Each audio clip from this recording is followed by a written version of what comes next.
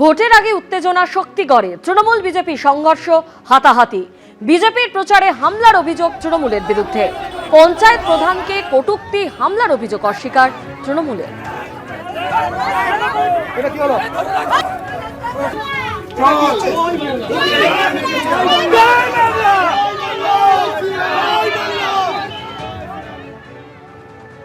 রুশ কনসুলেট জেনারেলের গাড়ি থামিয়ে তল্লাশির চেষ্টার অভিযোগ।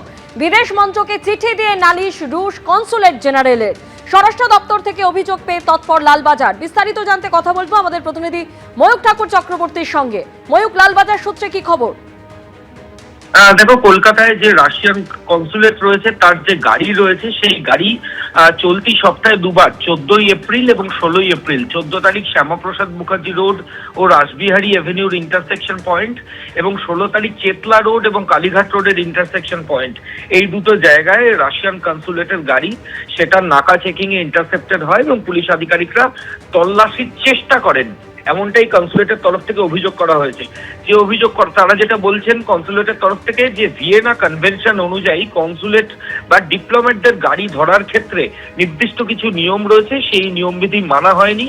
দেশের যে বিদেশ মন্ত্রক ভারত সরকারের, সেখানে রাশিয়ান কনসুলেটের তরফ থেকে অভিযোগ জানানো হয়েছে গোটা বিষয়টা, এবং তারপর রাশিয়ান কনসুলেটের তরফ বিদেশ মন্ত্রকের তরফ থেকে পশ্চিমবঙ্গ সরকারের যে স্বরাষ্ট্র দপ্তর রয়েছে তাদেরকে বিষয়টা জানানো হয়েছে। স্বরাষ্ট্র দপ্তর কলকাতার পুলিশ কমিশনারকে জানিয়েছেন এবং তার লালবাজার আগেই নির্দেশ দিয়েছে, আগেই যেটা বলেছিল যে গোটা বিষয়টা এনকোয়ারি হচ্ছে। এখন যেটা বলা হচ্ছে যে এই ধরনের গাড়ি ধরার ক্ষেত্রে পুলিশ আধিকারিকরা যাতে কনসুলেটের গাড়ি যদি হয় সেক্ষেত্রে পুলিশ আধিকারিকরা যদি সেটা না ধরেন, এরকমই নির্দেশ কিন্তু joint CP headquarter OC control মারফত দিয়েছে। ধন্যবাদ ময়ূক। মহিলা সংরক্ষণ বিল পাশ না হওয়ায় হাততালি দিচ্ছিল কংগ্রেস, তৃণমূল, সপা সহ বিরোধীরা যেটা করেছে সেটা টেবিল চাপড়ানো নয়, মহিলাদের আত্মসম্মানে আঘাত। এই ক্ষত মহিলাদের মনে থাকবে। বিরোধীরা নারী শক্তির অপমান করেছে। জাতির উদ্দেশ্যে ভাষণে আক্রমণ প্রধানমন্ত্রী নরেন্দ্র মোদী।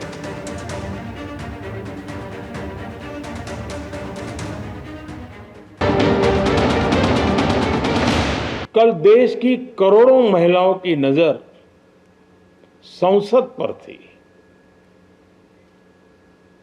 देश की नारी शक्ति देख रही थी। मुझे भी ये देखकर बहुत दुख हुआ कि जब ये नारी हित का प्रस्ताव गिरा तो कांग्रेस, डीएमके, टीएमसी, सपा जैसी परिवारवादी पार्टियां खुशी से तालियां बजा रही थी।